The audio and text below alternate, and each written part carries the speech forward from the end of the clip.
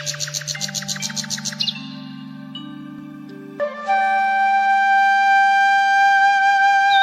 कहानी एक छोटे से गांव के एक साधारण व्यक्ति रघु की है। रघु एक छोटे किसान का बेटा था और उसका जीवन बहुत कठिनाइयों से भरा हुआ था। उसका परिवार बहुत साधारण था और उसके पास बहुत सीमित संसाधन थे। लेकिन उसमें एक खास बात थी, वह कभी हार नहीं मानता था। जीवन की कठिनाइयां और संघर्षों के बावजूद रघु ने कभी अपनी मेहनत और धैर्य को खोने नहीं दिया। रघु का परिवार बहुत मेहनती था। उसका पिता बहुत ईमानदार और मेहनती व्यक्ति था, जो अपने परिवार की भरण पोषण के लिए दिन रात काम करता था। रघु की माँ भी घर के सारे काम करती थी और हमेशा अपने बच्चों को सही मार्ग पर चलने की शिक्षा देती थी। रघु और उसकी बहन, जो गांव में पढ़ाई कर रही थी, दोनों ही अपने माता पिता के साथ मिलकर घर के कामकाज में मदद करते थे।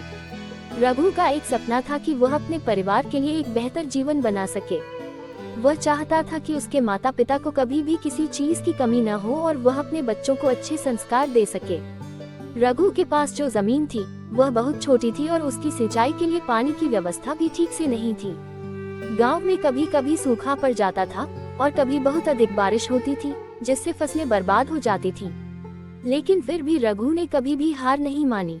उसने हमेशा अपनी मेहनत को जारी रखा और खेतों में काम करता रहा। वह हमेशा अपने खेतों में काम करता था, लेकिन उसका जीवन हमेशा कठिनाइयों से भरा हुआ था। एक बार गांव में सूखा पड़ा और उसकी फसलें बुरी तरह से प्रभावित हो गईं। रघु का सपना टूटने लगा, लेकिन उसने हार नहीं मानी। उसने अपने खेतों की सिंचाई के लिए नया तरीका अपनाया और पूरी मेहनत से काम करना जारी रखा। एक दिन गांव में एक व्यापारी आया, जो व्यापार के सिलसिले में यात्रा कर रहा था। व्यापारी ने गांव के सभी खेतों को देखा और रघु के खेतों को देखकर हैरान रह गया। बाकी सभी खेतों में सूखा पड़ा था, लेकिन रघु के खेत में कुछ हरी भरी फसलें उगी हुई थीं। व्यापारी ने रघु से पूछा, तुम्हारे खेत में फसलें क्यों उग रही हैं, जबकि बाकी सभी खेतों में सूखा पड़ा हुआ है? रघु ने मुस्कुराते हुए उत्तर दिया, ये सब मेरे मेहनत, धैर्य और भगवान की कृपा का फल है। मैंने समय समय पर अपनी मेहनत की है और भगवान से प्रार्थना की है। मैंने कभी भी हार नहीं मानी और हमेशा उम्मीद बनाए रखी। व्यापारी रघु की बातों से प्रभावित हुआ और उसकी ईमानदारी और मेहनत की सराहना की। उसने रघु से कहा, तुम्हारी मेहनत और सब्र ने तुम्हें सफलता दिलाई है। मुझे लगता है कि तुम्हारे पास व्यापार के लिए भी कुछ अच्छा करने का हुनर है। व्यापारी ने रघु को व्यापार के एक नए रास्ते पर चलने का प्रस्ताव दिया। उसने रघु को अपने साथ काम करने के लिए कहा, ताकि वह अपने परिवार के लिए एक बेहतर जीवन बना सके। रघु ने व्यापारी का प्रस्ताव स्वीकार किया और उसने व्यापारी के साथ व्यापार शुरू किया। रघु ने जो काम शुरू किया उसमें उसे बहुत सफलता मिली और धीरे धीरे उसके जीवन की परिस्थितियां बेहतर होने लगीं। रघु ने अपने परिवार को भी इस नए रास्ते के बारे में बताया और सभी ने मिलकर इस नए अवसर का फायदा उठाया। व्यापारी ने रघु की मदद से उसके जीवन को बदल दिया और रघु का सपना सच हो गया। वह अब एक सफल व्यापारी बन गया था और किसी गाँव में एक आम वाला रहता है। उसका नाम रामू था। वो बहुत ही मेहनती और ईमानदार इंसान था।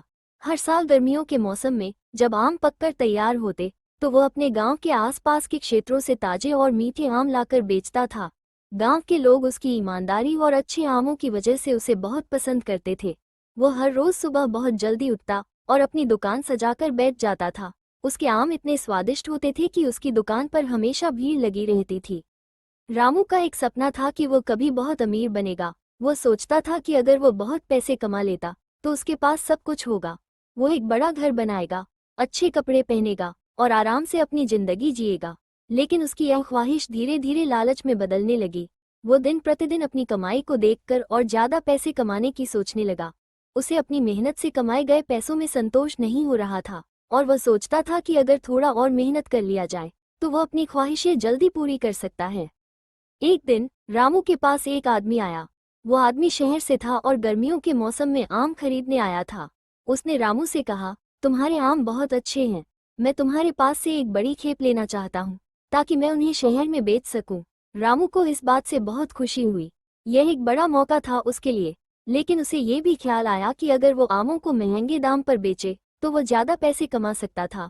रामू ने आदमी से कहा, मैं तुम्हें आम थोड़ा महंगे दाम पर दूंगा, क्योंकि मेरे आम बहुत अच्छे और ताजे होते हैं। आदमी ने थोड़ा सोचकर हामी भर दी और उसने रामू से बहुत सारे आम खरीद लिए। रामू ने उसकी बातों में आकर आमों को महंगे दाम पर बेचा और आदमी को उसी दिन के लिए आम दे दिए। रामू बहुत खुश था कि उसने इस बड़े सौदे से बहुत पैसे कमाए थे। वो सोचने लगा कि अब वो जल्दी ही अमीर बन जाएगा।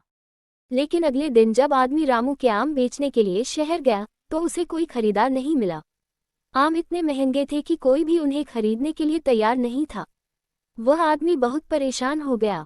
उसने रामू से संपर्क किया और कहा, तुमने मुझे आम बहुत महंगे दाम पर बेचे, वे कोई भी नहीं खरीद रहे हैं, मैं उन्हें वापस तुम्हारे पास लाकर बेचता हूँ। रामू को अपनी गलती का एहसास हुआ। वह समझ गया कि लालच में आकर उसने गलत काम किया। वह आदमी वापस आकर उसे आम लौटा लाया। अब रामू के पास बहुत सारे आम पड़े थे जो कोई भी नहीं खरीद रहा था। वह बहुत चिंतित था क्योंकि उसे पता था कि वह जो भी काम कर रहा था वह उसे परेशान कर देगा और किसी भी हालत में फायदा नहीं होगा। फिर एक दिन रामू को एक और ग्राहक मिला जो बहुत ही सरल और ईमानदार व्यक्ति था। वो व्यक्ति रामू से कहता है, तुम्हारे आम बहुत अच्छे हैं, लेकिन मुझे नहीं लगता कि इतने महंगे दामों पर वे किसी को मिल पाएंगे। क्या तुम मुझे सही कीमत पर आम दे सकते हो? रामू को उसकी बात सुनकर थोड़ी शर्म महसूस हुई। उसने सोचा, मुझे लालच करने की बजाय उसे उचित मूल्य पर आम देने चाहिए। इस बार उसने आमों की सही कीमत रखी और आदमी को अच्छे दामों पर आम दिए। आदमी खुश होकर वापस चला गया। अगले कुछ दिनों में रामू ने कई ग्राहकों को अच्छे दामों पर आम बेचे और वह खुश था कि उसने अपने लालच पर काबू पाया। रामू को ये समझ में आया कि अधिक पैसे कमाने के लिए लालच करना कोई अच्छा तरीका नहीं है। सही मूल्य पर बेचे गए सामान से ही व्यक्ति का मन संतुष्ट रहता है। वो अब जान गया था कि ईमानदारी और मेहनत से ही सफलता मिलती है, न कि लालच और धोखाधड़ी से। कई दिनों बाद रामू ने अपने पुराने तरीके को फिर से अपनाया और उसके व्यापार में धीरे धीरे सुधार हुआ।